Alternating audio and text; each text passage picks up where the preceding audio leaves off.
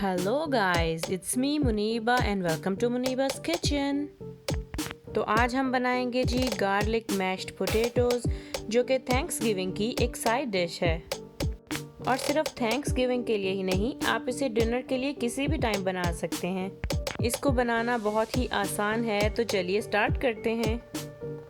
तो सबसे पहले मैं लूँगी 12 मीडियम साइज़ के आलू।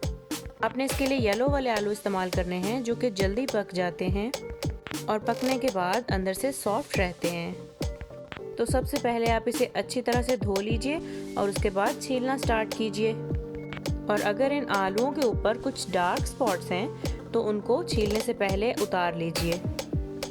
और अब एक बर्तन में ठंडा पानी लेके इन छिले हुए आलूओं को उस ठंडे पानी में रखते जाइए, क्योंकि ठंडे पानी में रखने से ये आलू ब्राउन नहीं होंगे। कुछ आलूओं की स्किन थिक होती है और कुछ की थिन होती है। अगर आप थिक स्किन वाले आलू यूज़ कर रहे हैं तो उसको ज़रूर पील कर लीजिए। लेकिन अगर आप थिन स्किन वाले आलू यूज़ कर रहे हैं तो अगर आप उसको पील ना भी करें तो आप ऐसे भी इसके मैश पोटैटोज़ बना सकते हैं। मैं सब्जियों को छीलने और काटने में कुछ स्लो हूँ, क्योंकि बहुत जल्दी हाथ पे कट लग जाता है। आप भी बहुत एहतियात से इसका छिलका उतारिएगा। और हाँ, अगर अब तक आपने इस चैनल को सब्सक्राइब नहीं किया तो नीचे डिस्क्रिप्शन में जाइए और मुनीबा's किचन को सब्सक्राइब कीजिए, ताकि नई नई रेसिपीज़ आप तक पहुंचती रहें। और ये देखिए, मैंने अपने सारे आलूओं को छील लिया है और ये सब पानी में डिप किए हुए हैं। अब आप एक एक को निकालते जाइए। अगर बड़ा है तो 4-4 पीस करते जाइए, और अगर छोटा है तो सिर्फ 2 पीस कीजिए, क्योंकि जब हम इनको बॉईल करेंगे तो हमें चाहिए कि अंदर तक पकाएं। ऐसे हमारी डिश अच्छी नहीं बनेगी कि आलू बाहर से सॉफ्ट हो जाए और बाहर से हार्ड हो, बाहर से सॉफ्ट हो जाए और अंदर से हार्ड रहे। इस हार्ड और सॉफ्ट ने मुझे कुछ कंफ्यूज सा कर दिया है। इससे पहले कि और कुछ कंफ्यूजन हो, हम आगे बढ़ते हैं। अब आप अपने घर की किसी भी देचकी में इतना पानी बॉईल कर लीजिए कि जब आप आलू इसमें डालें तो इसकी ऊपर वाली लेयर पानी से कवर हो। अब हम इन पोटैटोज़ को बॉईल करेंगे 15 से 20 मिनट के लिए। आप इसे कवर मत कीजिएगा, क्योंकि इससे पानी बाहर आ जाएगा। जब तक ये आलू बॉईल होंगे, आइए हम इसकी सॉस बना लेते हैं। अब एक पैन को मीडियम हीट पे ऑन करके इसमें डालिए मिल्क, एक सही 1 बड़ा 4 कप, या आप हैवी क्रीम भी यूज़ कर सकते हैं। तो मिल्क डालने के बाद मुझे चाहिए 4 से 6 गार्लिक क्लोव्स, जिसे आप अच्छी तरह पीस के मैश करके इस मिल्क में ऐड करते जाइए, क्योंकि गार्लिक इस मिल्क को बहुत ही प्यारी सी खुशबू दे देगा, जो कि हमारी रेसिपी का मेन इंग्रेडिएंट है, गार्लिक मैश्ड पोटैटोज़।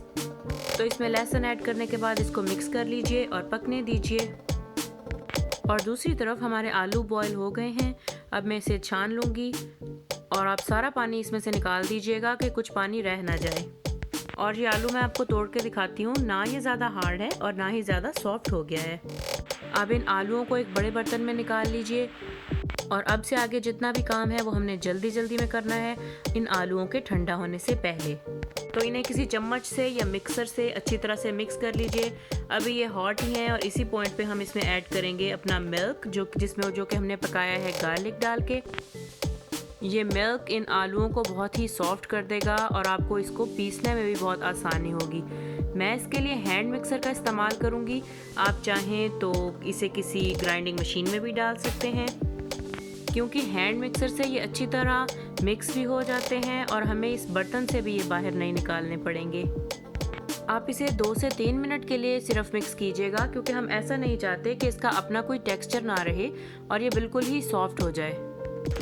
अब नेक्स्ट मैं इसमें ऐड करूँगी 16 टेबलस्पून्स ऑफ अनसॉल्टेड बटर। आप इसमें देसी घी का इस्तेमाल भी कर सकते हैं और बटर सीधा फ्रिज से निकाल के इस्तेमाल कर सकते हैं। उसको रूम टेम्परेचर पे लाने की कोई ज़रूरत नहीं है। आलू अभी गर्म ही हैं, इसलिए मैंने फ्रिज से निकाल के बटर इसमें डाल दिया है कि इन गर्म आलूओं की वजह से बटर इसके अंदर ही मेल्ट हो जाएगा। अब आप इसमें अपनी मर्ज़ी से स्पाइसेस ऐड कीजिए, salt, black pepper, half cup of Sawar cream.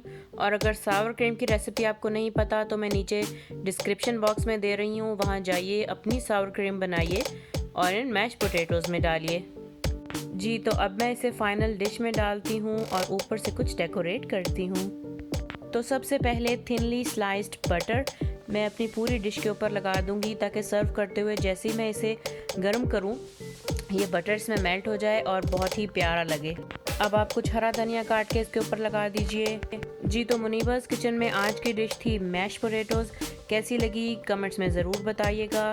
Video अच्छी लगी हो लाइक कीजिएगा, चैनल को सब्सक्राइब कीजिएगा। मिलती हूँ आपसे नेक्स्ट वीडियो में। Bye bye.